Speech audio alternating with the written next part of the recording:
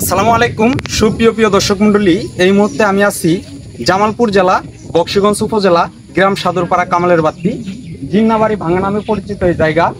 দীর্ঘ কয়েক বছর যাবত এখানে এই রাস্তাটা ভেঙে যাওয়ার পর এখানে একটা বাঁশের ব্রিজ করা হয়েছে, কিন্তু এই বাঁশের ব্রিজ দিয়ে দেখেন এখন অনেক কষ্টে কিন্তু লোকজন বাঁশের ব্রিজের উপর দিয়ে মানুষ আসছে আর ব্রিজ কত সুন্দর দোল খাচ্ছে।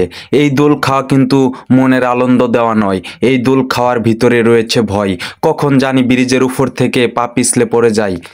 বলতে স্কুলে যাবে না, যাতে কেউ পিছলি পড়ে যায়, কেউ হাত ভাঙে, কেউ পড়ি হাসপাতাল জানে আর কি। আজকে কোনো অসুখ হলে কেউ তাতে যাবে না, রাস্তা নাই, ব্রিজ নাই।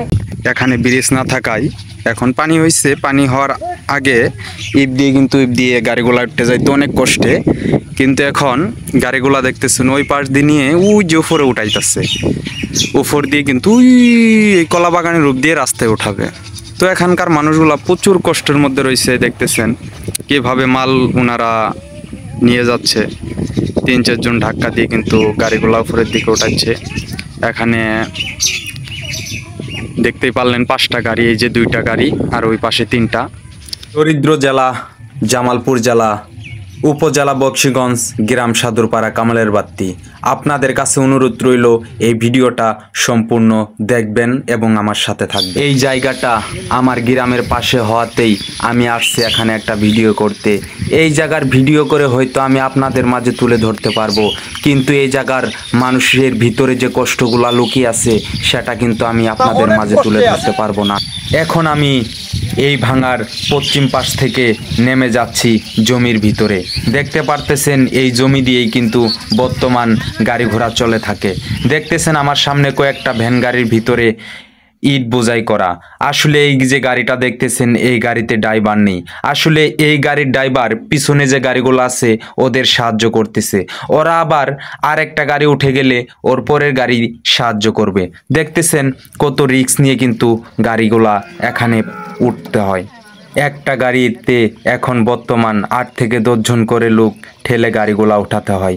কি দুর্ভোগের ভিতরে রয়েছে এই অঞ্চলের অন্তত 5টা গ্রামের মানুষ। এখন বর্ষা শুরু হয়ে যাচ্ছে আর নদী খালে বিলে পানি ভরে যাবে, আর পারবে না এই অঞ্চলের অন্তত 5টা গ্রামের মানুষ তারা সঠিক সময়ে তাদের কৃষি পণ্যগুলা উৎপাদিত ফসল হাটে বাজারে নিয়ে যা বিক্রি করতে। এতদিন পারছে কিন্তু এখন আর পারবেন।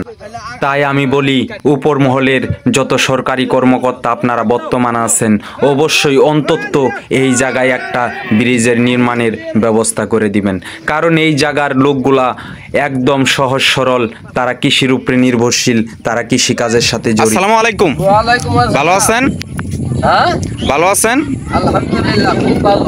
এই যে আপনি মুরব্বী মানুষ, আপনার বয়স কত? আমার বয়স প্রায় 70-80। মাশাআল্লাহ, আলহামদুলিল্লাহ, ওনার বয়স 70-এর উপরে চলতেছে, 70 থেকে 80 উনি বলল।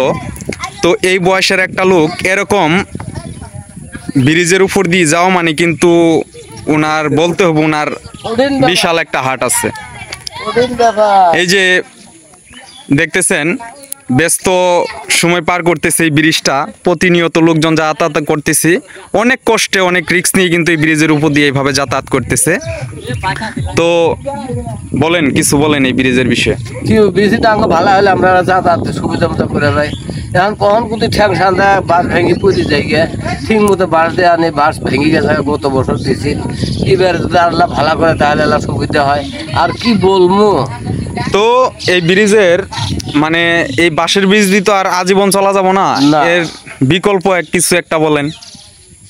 যাতে এই ব্রিজটা আঙ্গর ভালো হয় বা উট দিয়ে পাকা করে দেয়, আমরা যাতায়াত এখন বর্তমানে এটা দিয়ে 2টা বাস চার্জ দিলে পরে এটা দিয়ে যাতায়াত করলাম। এই বাসটা আসলে আমাদের এই চরাঞ্চলের লোকগুলা সবাই কৃষির উপরে নির্ভরশীল, ইনারা সবাই কৃষি কাজের উপরেই নির্ভরশীল। আচ্ছা, আপনি কিছু বলেন। কি কম যাওয়ার ভাইনা বাসা বল ভেঙে পড়ে, যেমন আপনাদের জিনিসপাতি যেগুলা উৎপাদন করেন সেগুলা বেচতে তো অনেক কষ্ট হয়ে যায়, এইসব বিষয়ে কিছু বলেন। এক মন জিনিস নিয়ে 30 টাকা না, এই জল পাড়া 30 টাকা। পাই না তো। এই যে এইটুক ভাঙার জন্য কিন্তু 1 মণ জিনিস, ওই কিছুক্ষণ আগে যে ভিডিও করলাম আপনারা দেখছেন, ওইগুলা গাড়ি দিয়ে শুধু এইটুক রাস্তা পার করতে 1 মণ জিনিসের জন্য 30 টাকা করে নিচ্ছে, 30 টাকা নেয়। যেমন কৃষক চাচারা বলল। এই ভিডিওর শেষে আপনাদের মাঝে নিয়ে আসলাম ছোট্ট একটি গল্প, কৃষক এবং বানরের। আশা রাখছি গল্পটা আপনারা সম্পূর্ণ শুনে যাবেন। এক কৃষক কলা চাষ করত, তার কলার বাগানে অনেকগুলা বানর আসতো কলা খাইতে। এতে কৃষকের অনেক ক্ষতি হতো, তাই মাঝে মধ্যে কৃষক বানরদের ধাওয়া করত। বানররা এতে বিরক্ত হতো। এক পর্যায়ে বানররা সিদ্ধান্ত নিয়ে সেই কৃষককে মেরে ফেললো। তার কয়েকদিন পর সেই বাগান থেকে কৃষকের বউ ছেলেমেয়েরা সেই বাগানে থেকে চলে গেল এক পর্যায়ে সিদ্ধান্ত নিয়ে। তার কয়েকদিন পর থেকে সেই বাগানে আর কলা হচ্ছিল না। তার পরবর্তী বছরে যে আর কলাই নেই। এতে বানররা অনাহারে মরা শুরু করলো। এক পর্যায়ে বানররা বুঝতে পারলো এই বাগানে যে কলা চাষ করত সে আসলে কৃষক ছিল। সে কলা উৎপাদন করত, সেও খাইতো এবং কি তার মাধ্যমে আমরাও খাইতাম। এই গল্পটা কিন্তু বানরদের জন্য ছিল না, এই গল্পটা ছিল বাংলাদেশের উপর মহলের যত সরকারি কর্মকর্তা এবং বড় বড় বেসরকারি কোম্পানির উপর মহলের যেসব লোক আছেন তাদের জন্য আজকে গল্পটা ছিল। কারণ বাংলাদেশ হচ্ছে কৃষি প্রধান দেশ। এই দেশের মানুষগুলা কৃষির উপরেই নির্ভরশীল। কারণ বাংলাদেশে যতগুলা কৃষক আছে তাদের কৃষি পণ্যের যে সঠিক মূল্য, এই মূল্যটা তারা পায় না। তাই আমি বলছি, একবার কৃষকরা সিদ্ধান্ত নেওয়ার আগে আপনারা আপনাদের ভুল থেকে শুধরে নেমে আসুন। এই কৃষকদের সঠিক পাওনাটা দেওয়ার চেষ্টা করুন। কারণ এই কৃষক যদি একবার ফসল করা বন্ধ করে, আপনাদের মতো বানর যারা আছে এরা না খায়ে মরবো, না খায়ে মরবো। তাই আপনারা কৃষকের পাশে দাঁড়ান। কৃষক বাঁচলে বাংলাদেশ বাঁচবে। এই ভিডিও গল্প এখানেই শেষ করছি। সাদুরপাড়ার ভিতরে যতগুলা গ্রামের মানুষ আছেন আপনাদের কাছে অনুরোধ রইল, এই ভিডিওটা যদি আপনারা দেখে থাকেন অবশ্যই শেয়ার করে অন্যদের মাঝে ছড়িয়ে দিবেন। ভালো থাকবেন, সুস্থ থাকবেন। আপনাদের সাথে দেখা হবে অন্য কোনো ভিডিও নিয়ে, অন্য কোনো স্থানে। আসসালামু আলাইকুম।